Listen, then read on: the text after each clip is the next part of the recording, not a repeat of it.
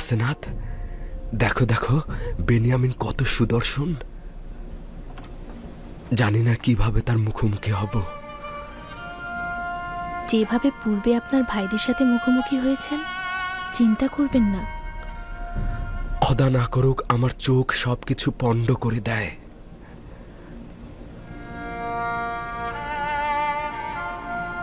আলী জনাব, সবকিছু ঠিকঠাক রয়েছে। আচ্ছা, আপনি যান, আমি একটু পরে আসছি। জি জনাব।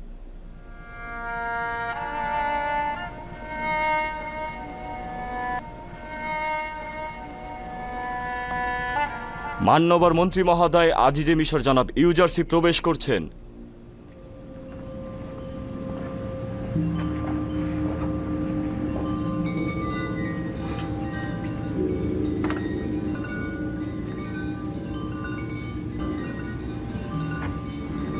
বসো।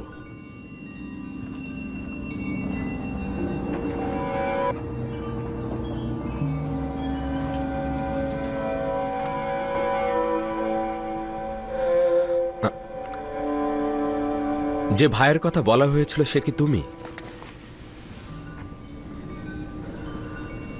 তোমাকে অতিরিক্ত ভালোবাসার হক তোমার পিতার রয়েছে।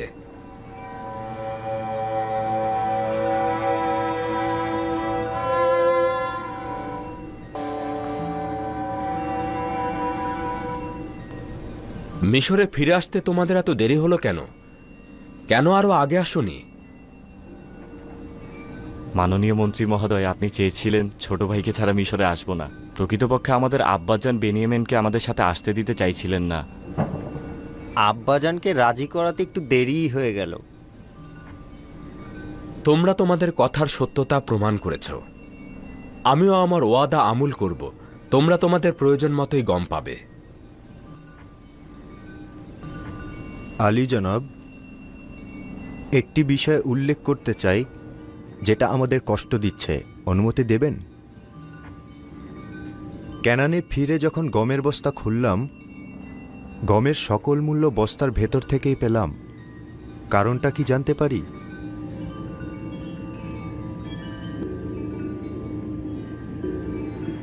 আমরা কি কোনো ভুল করেছিলাম যার কারণে আমাদের মুদ্রাগুলো ফেরত দেওয়া হয়েছে? তোমাদের কি মনে হয়? মনে হয় আমাদের পরীক্ষা করা হয়েছে। আপনি হয়তো দেখতে চেয়েছেন আমরা মুদ্রাগুলো ফেরত দেই কিনা।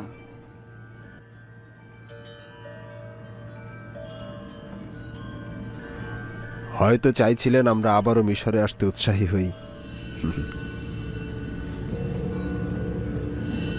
আপনি হয়তো আমাদের নিঃস্ব এবং অভাবী ভেবেছিলেন। তোমরা যা ভাবছ হয়তো সেটাই তোমাদের জন্য ভাবা উচিত, কিন্তু আমি চাইছিলাম তোমাদের বৃদ্ধ পিতাকে হাদিয়া হিসাবে দিতে, কেননা তোমরা অত্যন্ত সম্মানের সহিত তাকে স্মরণ করেছিলে। তোমাদের মতো পুত্রের জন্য তার গর্ব করা উচিত। মেনিসাবু, যাও খাবার নিয়ে এসো।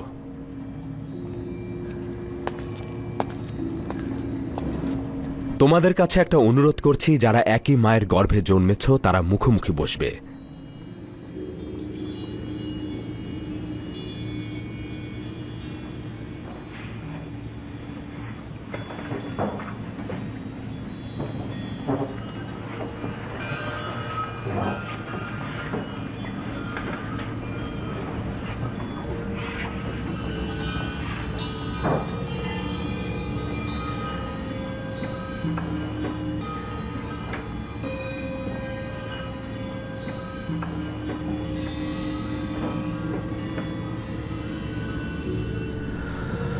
তুমি কেন একাকী রয়েছ?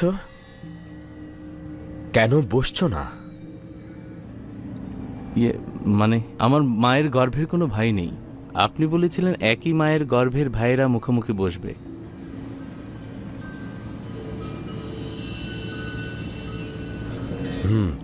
যদি তুমি চাও তবে আমার কিনারায় বসতে পারো।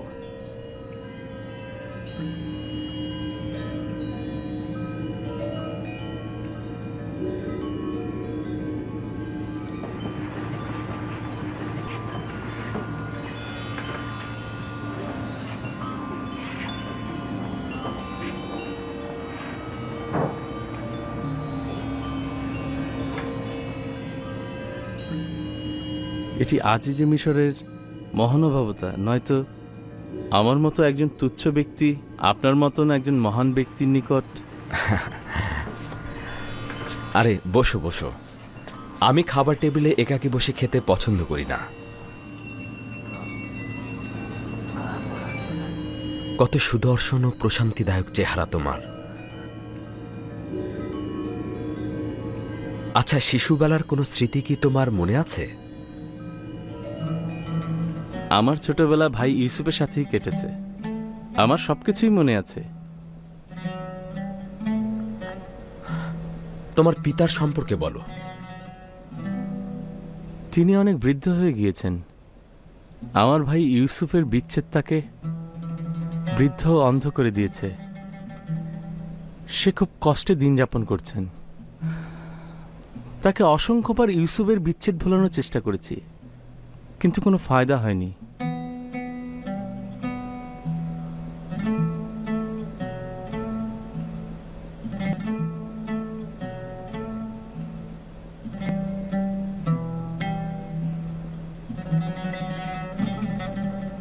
আপনি আমার আব্বাজানের জন্য কান্না করছেন? না, তোমার আব্বাজানের জন্য নয়, একজন একাকী বৃদ্ধ মানুষের বিচ্ছেদের বিরহ ও কষ্টের জন্য।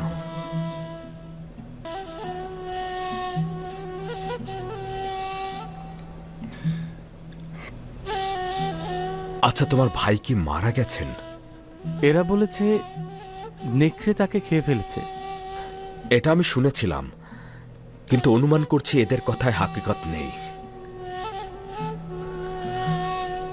তোমরা 10 জন ভাই দাঁড়িয়ে থাকলে আর তোমার ভাইকে নেকড়ে খেয়ে ফেললো?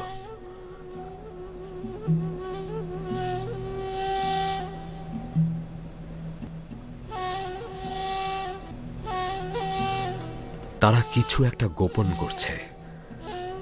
ধারণা করছি তোমার ভাই জিন্দা রয়েছে।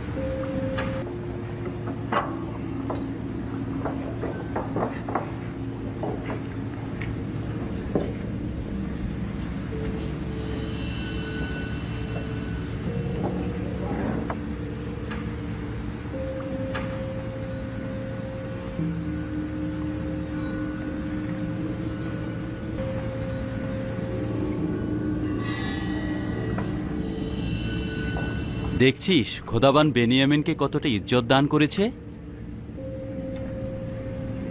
পৌঁছুতে না পৌঁছুতেই আজিজে মিশরের সঙ্গী হয়ে গেছে।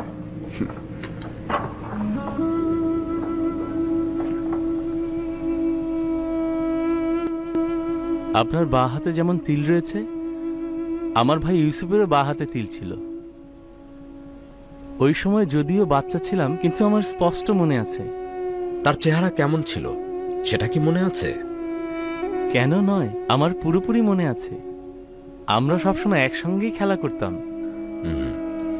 যদি তুমি তাকে আবার দেখো, চিনতে পারবে? জানি না, সম্ভবত। তার কি বেঁচে থাকার সম্ভাবনা আছে? যদি আমি তার খবর দিই তাহলে বিশ্বাস করবে? কেন নয়? আজিজে মিশরের চেয়ে কে বড় সত্যবাদী? কথা দাও, যদি ইউসুফকে দেখো তাহলে তোমার ভাইদের সঙ্গে সেটা আলাপ করবে না এবং ইউসুফকে তাদেরকে দেখাবে না।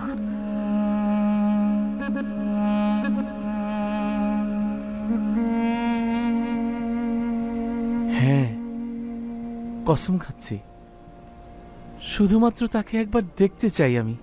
কোনো কথাও বলবো না, কাউকে জানাবও না। ইউসুফ কোথায়? মহান পবিত্র একাত্মবাদী খোদার পয়গম্বরের কসম, তাকে আমাকে দেখান। আপনার কাছে তাগাত করছি। শান্ত হও। আমি কি বলেছি সেটা কি তুমি বুঝতে পারোনি? তুমি সবকিছু নষ্ট করে দেবে, তারা তো সব জেনে যাবে। যদি পারো একটু মৃদু হাসো, যেন ভাইদের দৃষ্টি এদিকে আকৃষ্ট না হয়।